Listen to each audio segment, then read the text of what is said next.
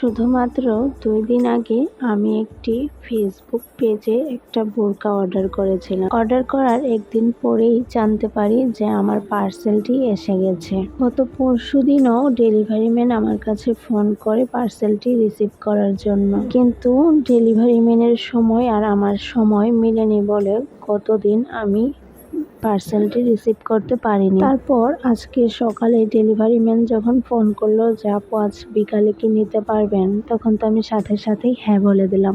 Delivery ম্যানের phone পাওয়ার পর থেকেই অধীর আগ্রহ নিয়ে অপেক্ষা করছিলাম যে কখন আসবে ডেলিভারি ম্যান।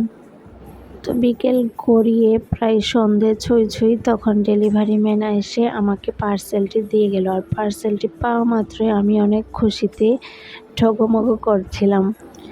এটা যে আমি কিনতে পারবো আমি ভাবতেই পারিনি। তো পার্সেলটি হাতে পাওয়ার পরে ঘরে এসে চেক করে দেখতেছিলাম যে ঠিক আছে কিনা।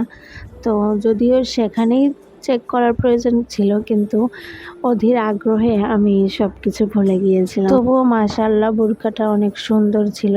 তো দেখুন আমি পরে কিন্তু অনেকগুলা ছবিও তুলেছি, এমনকি ভিডিও করেছি।